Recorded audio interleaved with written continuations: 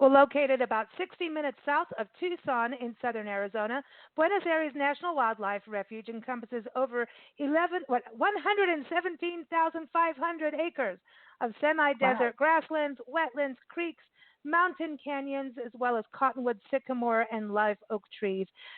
This is, it's one of those places. It's paradise.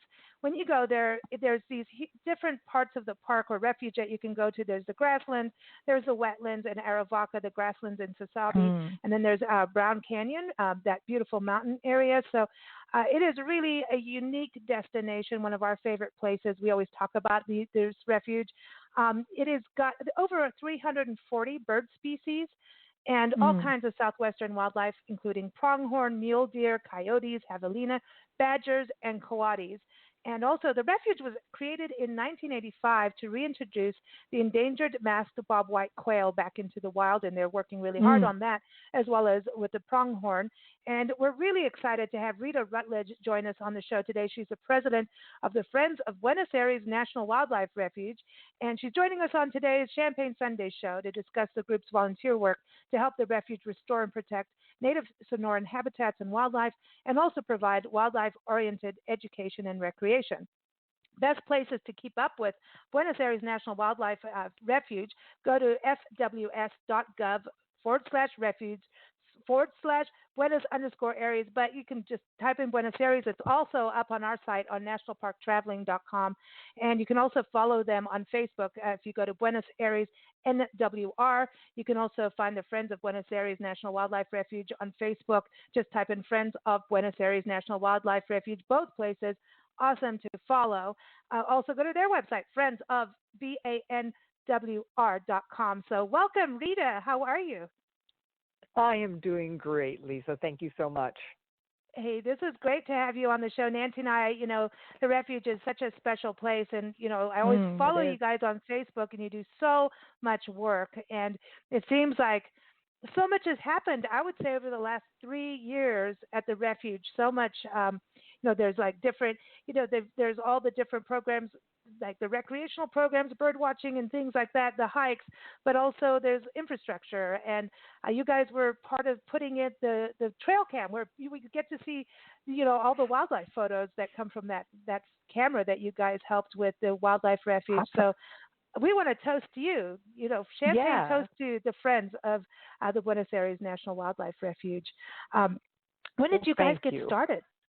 When did you get started in helping? 1996 is when the organization started, Wow. and it's had its ups and its downs. Mm. It seems like you get a strong leader and a direction, and that leader kind of takes the charge. And when they begin to run out of steam, the Mm. organization falters, and then you wait 2 or 3 years, and somebody else comes along. So Mm. from 2011 to 2015, it was in a slump. And in July 2015 is when my husband and I got involved with it. And then bit by bit, some really good people came on the board. Cool. And, we were working to see what could we get done. Mhm. But as we wrote a couple of grants, we've been able to do a lot more work on the ground.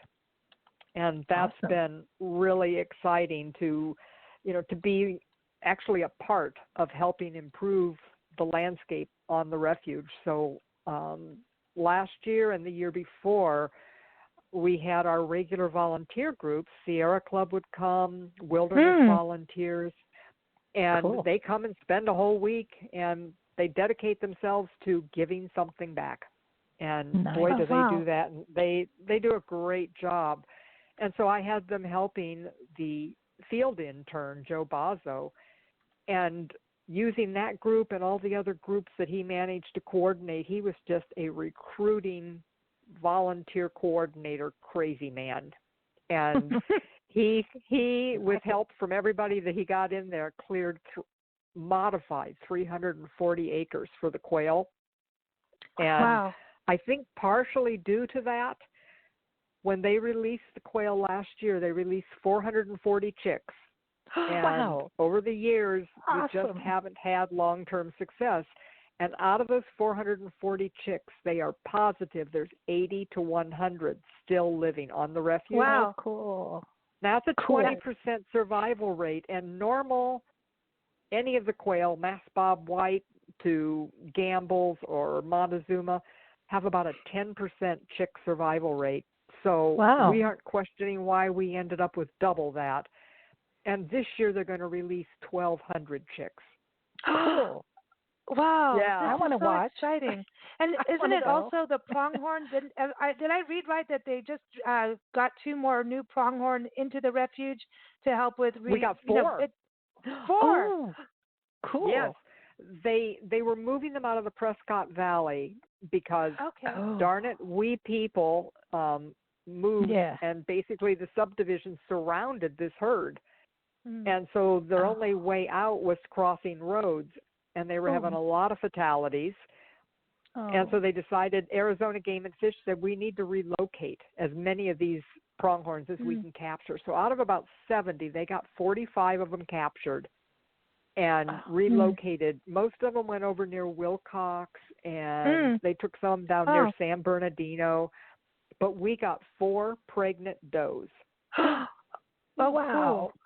Yeah. That's so exciting. we know we've got a couple of does that were already born, and we think that these 4 does have maybe not added their contribution. So we may end up with more like 5 or 6 fawns on the ground. We've got pictures of them blocking traffic on the entrance road. You can see those on the Facebook page. It's wonderful. Oh, how That's cool. So everybody needs to follow you guys on Facebook. I love it. And also the Refuge on Facebook, because it's like, oh, look, this is happening. And I think that's so important because I believe that more people need to know about the Refuge. I think it's really one of those hidden gems. And we did a feature on the wildflowers. I think it's in the Current magazine. I can't remember. The Parks and Travel magazine. And we did a feature on it, and I was actually writing about how we found it. Found the Refuge. It's got to be like over 10 years ago. We were actually on a media trip to Santa Cruz Valley, and they're taking us around all these places on a bird trail with all these sculptures, and we thought that's really cool. But no one told us about Buenos Aires, and we found out about it at the inn that we were staying in. And of course, we ditched out on one of the programs, I think, or early in the morning. We just ditched out, and we're like, we're going to go find this place, and we couldn't believe it. It was like one of the best things we had seen on this media trip. I understand it's Santa Cruz versus Pima County, but who cares? That should have been on there, and I feel like more and more people need to know, and I want all our media people to know, all our travel writer friends and everything, to go there and see, because it's a very, very unique refuge. I've never seen any place like it, so many acres, but to have so many different habitats is unique. Right. Mm-hmm. Well, I volunteered for the first time in the winter of 2013. My husband and I came out and stayed on the refuge for 3 months. Ooh. And it was just fell in love. There's no other way to think of it. I just fell in love with it. There's almost a weight to the silence in the evening when the darkness is descending, and it's like all I hear is the wind in the trees and maybe the snap of a twig as a deer herd starts coming past you. It's just a magical place. Every day you'll see something different. Have you seen a coati yet? That's the 2 things we haven't seen there is coati or badger. We haven't seen those. Or the Gila monster. I've not seen those at that location.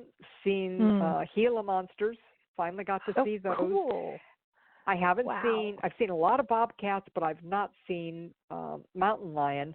And one of our cameras, which is also posted on Facebook, one of the wildlife cameras up near Cordova Tank, which is basically a man-made pond, but we call them tanks. Had a picture of a mountain lion getting a drink out of the tank. Oh, cool. So cool. And another picture of it attempting to stalk a deer, but since the mountain lion was in the wide open space, that deer's looking right at it like, how close did you think I was going to let you get? Yeah, so I love it. It did not get the deer, but it was really neat to see the interaction between the two. So the wildlife camera is producing some nice pictures, and I'm waiting to see the mountain lion on my own in the wild. I haven't done that yet. Yeah, they're elusive. I mean, they're hard to spot. And the same with the coatis and the badgers. I mean, they're. I think you almost have to go out at night to see them. I don't Can think that smell them. they're well. Yes. I'd rather see than smell, but yeah. Well, but the other, I think the plant life is really exciting too, because I know like Josh Smith, the wildlife refuge specialist, has taken us out, and it's like, Josh, we miss doing that. We want to come back so bad and do that, Mm, because he was able to, and it just really showed me the restoration efforts of the grasslands. mm. He was talking about how they do the seed balls and how the fires help, and then to see, I think it's like the deer vetch and all these different forbs come back to life, so that there's that restoration work too, right? So you have to create the habitat for the wildlife to be happy. Exactly. Yes. Mm. And part of that is an ongoing project that the Friends are helping with, of Okay. creating connective corridors, because in some places the mesquite is too thick and we can't afford to clear all of the mesquite in one area. So we're doing a 600-foot wide corridor that gives them some clearance so that they can see predators waiting in the brush and connect it to another open area. So we're finding that's good bang for our buck, and that's one of the things that we're writing grants to do, and then trying to get volunteers to come in and help with. There's a lot of work going on, and a lot of exciting projects. This summer, the Friends, with a matching grant from the state, the Grand Canyon Sierra Club, have hired 2 summer interns to help with the mass bobwhite chick quail release. Oh, cool. And we're pretty proud of that. I mean, they had 2 people, and they said, we're really going to need more. And we said, we're going to hire 2 more for you. So that gives them a total of 4. And when you're trying to handle 1,200 chicks, you can use all the help you can get. So that was a whole new area. The Friends had never done anything like that before. So that's also, a new area for us to wander into, and we're trying to get more help on the ground. So there's a lot of exciting things happening. And that's something, I know, like Green Valley is also quite a large retirement community, and then you've got Sayurita up there too.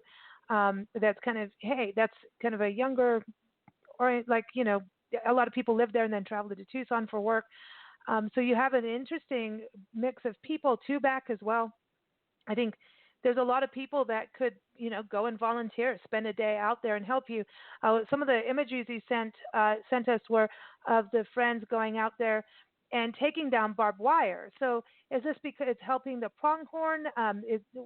Are these fences that need to be replaced, or you can just take the wire down? What's happening with that program? Those are in old interior ranch fences, back when the whole refuge was ranches. So you've got your back 40 and your front 40 and your however many other 40-acre patches, and they were all completely barbed wire fenced off so they could rotate the cattle. And now that they're gone, we had 200 miles of fence back when they bought the refuge in 1985, and using only volunteer labor. I don't believe any staff has ever been able to find the time to help with it. But we have taken out 180 miles out of the 200. Wow.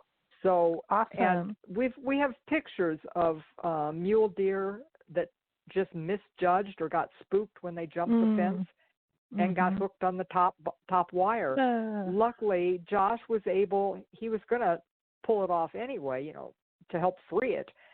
But he took a picture of it first, and as he walked up closer to it, that was enough to spook it, and it then jumped the rest of the way off of the fence. But if he hadn't been there to spook it, it could have died there. And that's so the fence that we're trying to take down is the interior, but we just got permission from Department of Transportation to do what they call wildlife-friendly modified fence on 2.5 miles on both sides of Highway 286. That's known to be a main corridor for the pronghorn and the deer to cut through. They've got javelina go through. There's all kinds of wildlife that cross back and forth. And so what they do is they change the top and the bottom barbed wire into smooth wire. They lower the top wire a little lower, and the bottom wire gets raised a little bit. because pronghorn will usually go under fences or through them. So if we can avoid getting them scratched up in that barbed wire, because there's nobody out there to put bacitracin or bentine or any kind of antibiotic and Band-Aids on them. They've just got to hope they get well and don't get infected. Right. So between the modification and taking down the interior, we're really pushing. We want to finish that interior ranch fence. But, of course, we save the hardest parts till last. It's always easiest to tackle the ones that are right near a road or nice, smooth terrain. So we're into some really rough spots, but it needs to come out. So one thing I wanted to ask for volunteers, people listening and thinking, oh, I could go and do this. And even as, I would say, part of your vacation, right? So you don't have to be a resident. If you're coming in and somebody emailed you and said, hey, I want to come volunteer for a day, do you have opportunities for people just as visitors to the region to come and help you? Absolutely. We have people who are living in their trailers and they say, I'm going to be there for a week. Do you have anything going on?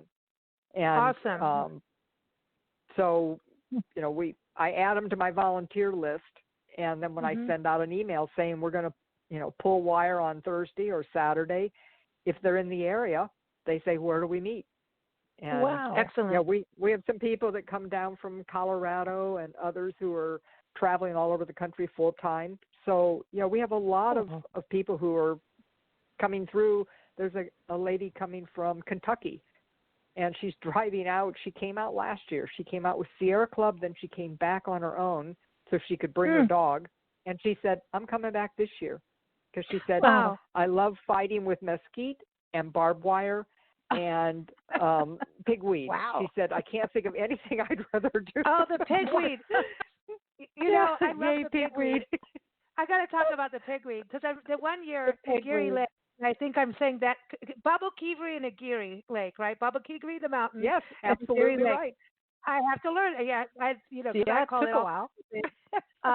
Took a while, but the pigweed that year that Aguirre Lake just was so full of water, which was it suddenly did have it was a little lake, and it's interesting because it's man-made and it's like this irrigation invention of the original farmer, but.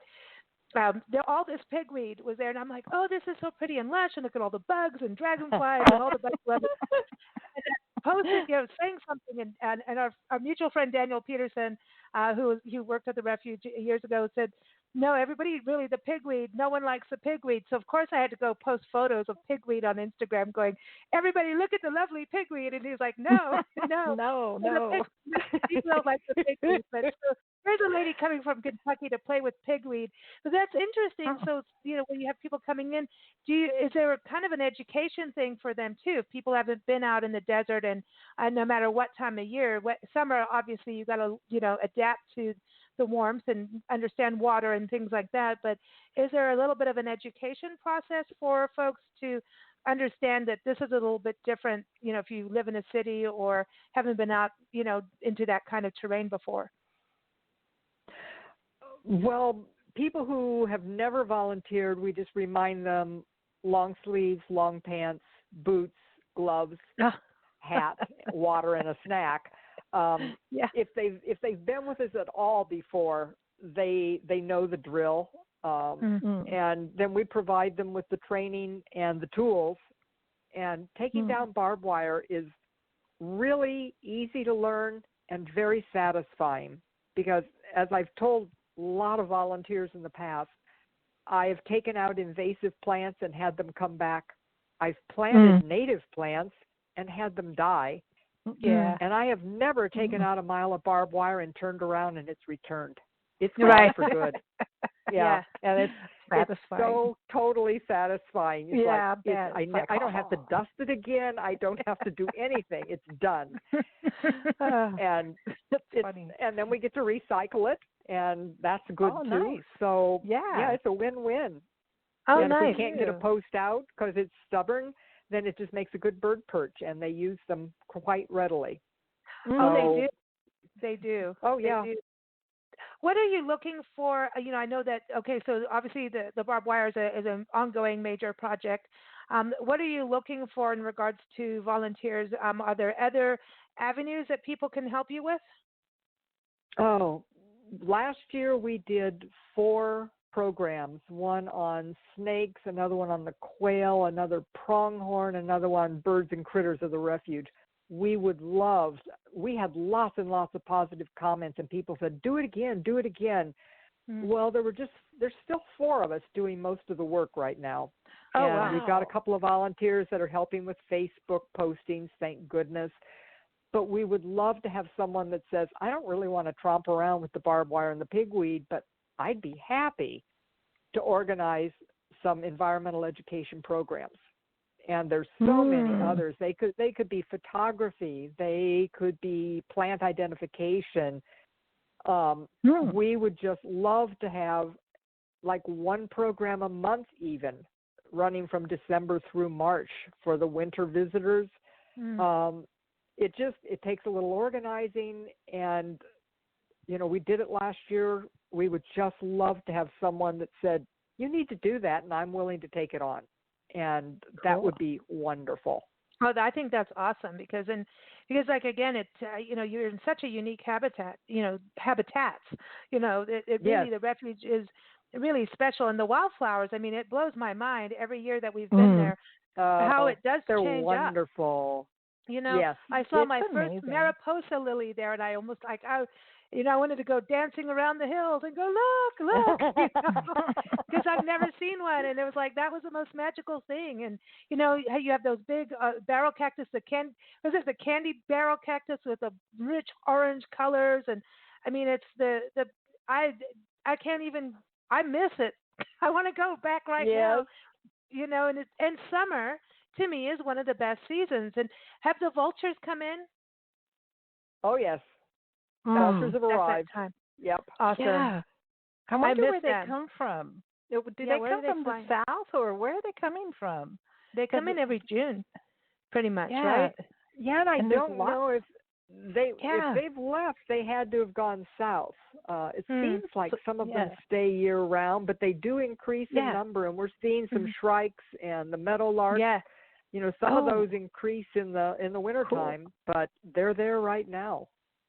And because I remember the loggerhead shrikes on the Aravaca side, especially if you go from is it the Ruby Road or whatever, if you go past the Ruby Road.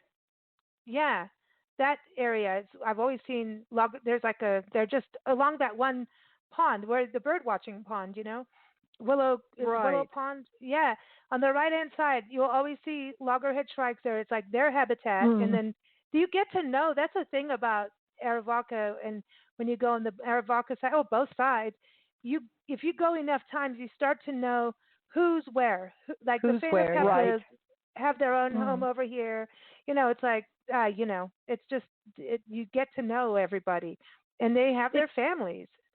It's almost as if as you're traveling through, there's a specific bird that will land and say, "Hey, I'm over here."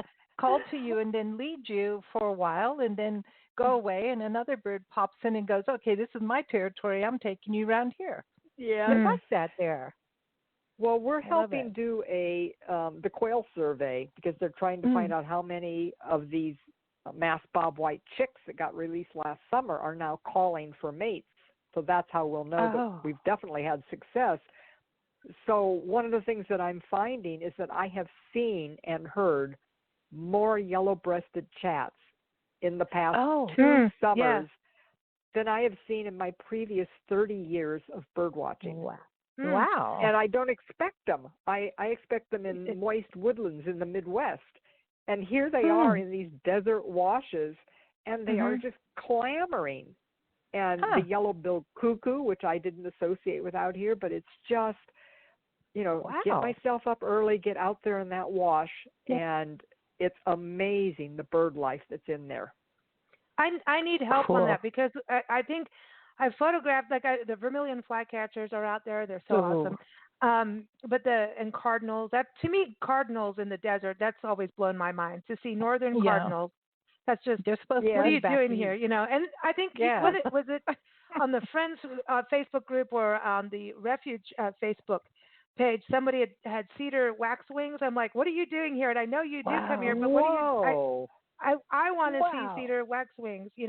to Oh, me they're beautiful. that's an ultimate bird to see, but in the wild. But when you talk about the chats, I know I photograph chats, but I always get them confused with the kingbird. And who knows if I've seen a cuckoo, because to me they're all kind of civil. I need to go on one of the bird walks, because doesn't the Audubon do that? A bird walk in the winter or spring on the Aravaca side. They do them at the Aravaca Cienega, and Yeah. because the poor Cienega has dried up almost Yeah. completely, it's not, the bird hikes are not bringing in as many people as they were, so they've gone to one Saturday a month, and my husband leads a lot of those hikes. Oh, cool. But he was recently just down the road at a place called Hannes Pond, and he had 30 species of birds, including wood duck chicks. Oh, no way. He said, No way. and phainopepla, whole families. He said it was just this small little avian paradise because there was water. Oh, yeah, and water's just add king. water, exactly. Yeah, and it's so king. I thought maybe instead of hiking as much at Cienega, when they get the bird groups, they'll take them to Hannes Pond or some of the other areas. There's still quite a bit of life along Aravaca Creek, and it's got some water in it. So take them where the water is. That's where the birds are waiting. So aren't the monsoons, are you getting monsoons yet? Not yet. No, we had a couple of rains, very localized, but not refuge yet. I expect July is when they're going to start. Usually July and August is when we get them. So that's what I saw, yeah. Eagerly waiting for them. Last year we broke records in terms of rainfall. So I'll be happy if we do it again. Yeah, because oh my gosh, storms out there. I mean, there's nothing like sunrise and sunsets and storms. Monsoon storms are the best, you know. And it's really funny you were talking about pronghorn out in the area that we're in. There's pronghorn everywhere, and it's prairie land. And we're like, okay, we kind of feel like we're Buenos Aires. It's different, but there's pronghorn here, you know. And we did see the pronghorn when we drove through the Prescott area up through Chino Valley on our way up to where we are now. You know, so I kept thinking of the refuge. I was like, I think I even in an email to him, I'm like, I was thinking about you guys. We saw pronghorn. There's like prairie, but it's a little different. But it's kind of, you know, we feel at least partially at home that way. I did want to ask also. I saw on your Facebook page, and Josh showed us this up in Browns Canyon, which is something you have to go through a guided program to go through on a guided hike. It's closed off. But this area is where you get up into mountains. It's a magical place. But in that house, there was the jaguar, the stuffed jaguar. And you're raising money to fix it up taxidermy wise to put it in the visitor center, right? So people understand that jaguars used to come through here and still kind of right. Macho B was in Brown Canyon. He would wander just south of the border and then clear up milepost 23, 24. So he had a huge range, and so he's the last one that we know of that's been in the Baba Kivri. This is to educate people to understand about the jaguar. It is, and this poor jaguar has been left without a case, without any ongoing maintenance, and he's just been sitting in the EEC. So some people got to see him, but the friends were encouraging the refuge, let us raise the money. We're going to get him fumigated because they always get insects in them. Then we're going to take him to the taxidermy. And then evidently there's several things that we can do ourselves as non-professionals. There's a gal that worked a lot with the International Wildlife Museum, and you can use furniture polish on their fur. So that helps clean the dust off and then keep it shiny. But then we will put it inside of yes, exactly. So we'll put it inside of a plexiglass case in the visitor center, and the case will be on wheels so that we can move it from room to room as needed. Nice. So nice. I think that's important. Go ahead. Yeah, you can see it it's on our Facebook page. There's an access to it.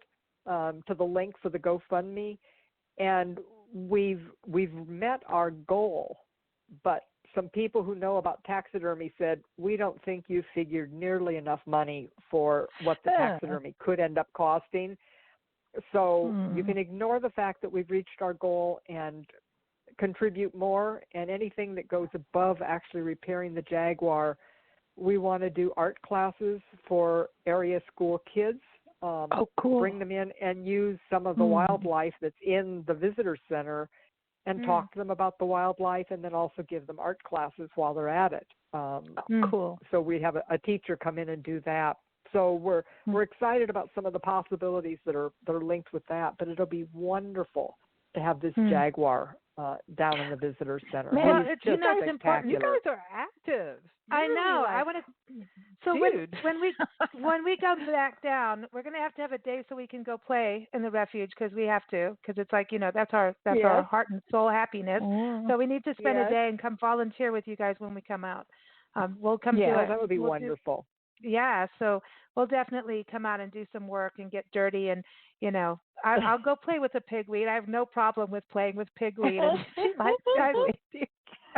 I'll do the pigweed, but I want to ask you.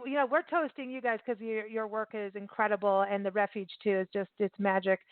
But what is your champagne toast today? My champagne toast is twofold. To all the volunteers that I've had the wonderful opportunity to get to know and work with on a project that I feel is so worthwhile. And then the gratitude part is to Lush Cosmetics, who contacted the friends, offered us a grant, and with that grant, we were able to buy wildlife-friendly fence, which we could not have done before. They helped support hiring the 2 interns for this summer. They supported mileage reimbursement for the yellow-billed cuckoo survey. Basically, it told the friends, it showed the friends how many things we could do that we never imagined. The idea of supporting scientific research on the refuge by being able to reimburse mileage, it just showed us what the options were. And so a big shout out to Lush Cosmetics for believing in us, for supporting us. Yes. Awesome. I love that.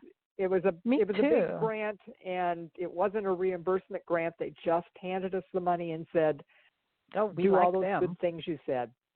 Yeah, we like them.